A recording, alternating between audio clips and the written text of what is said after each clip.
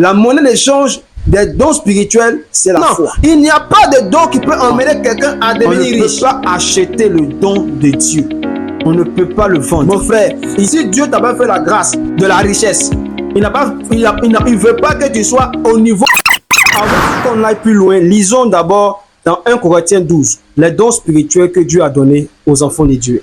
Il y a diversité de dons, mais le même esprit. Diversité de ministères, mais le même Seigneur.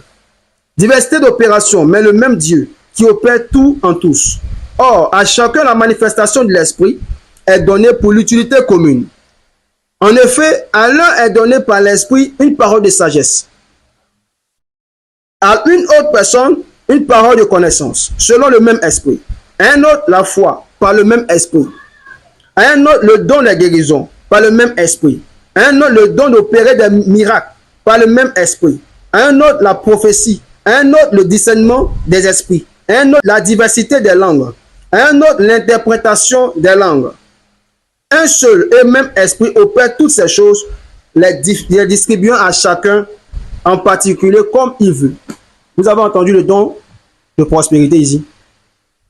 À un autre, le don de prospérité. Est-ce que vous avez entendu ça dans la lecture? Ça n'existe pas.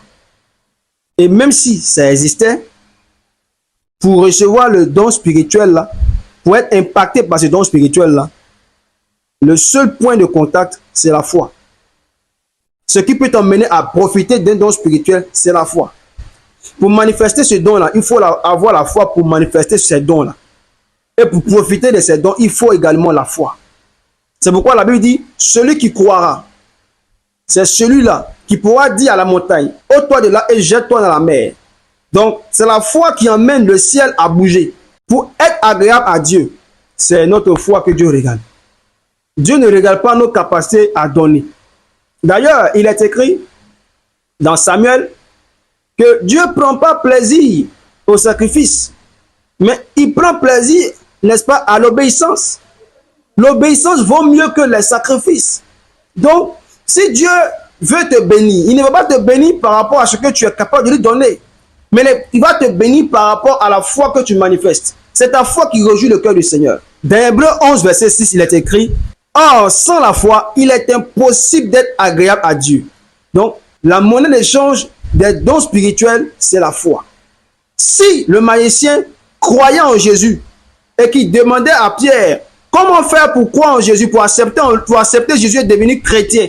Si c'était sa question, il allait dire, bienvenue dans le royaume. Ils allaient le baptiser. Et comme l'apôtre Paul dit, aspirez les dons les meilleurs.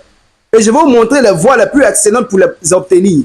C'est ainsi que le magicien, par la foi et la grande aspiration de son cœur, de posséder le don spirituel pour l'œuvre de Dieu, Dieu, par son esprit, lui communiquera tout type de dons spirituels qu'il voudra pour la mission que Dieu lui aurait confiée. Dieu enrichit des personnes par sa grâce pour qu'elles soient des sources d'enrichissement. Mais il n'y a pas de don qui enrichit. Des gens, connecte-toi à ma grâce et Dieu va te visiter financièrement. C'est un mensonge.